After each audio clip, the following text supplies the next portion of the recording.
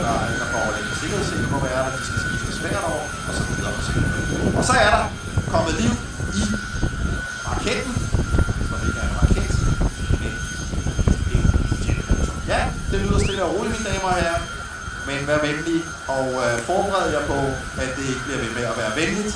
Der hvor Gerts hustru lukker klappen og sikrer sig, at klappen er ordentligt lukket.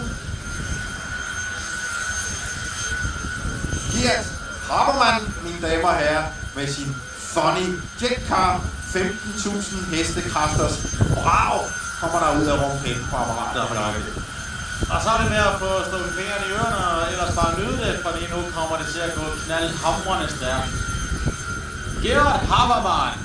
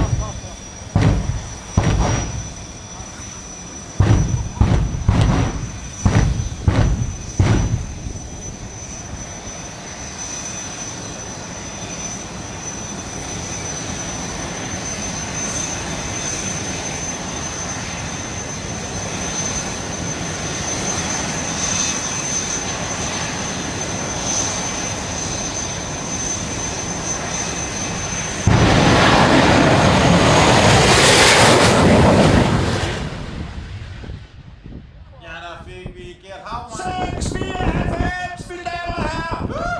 699!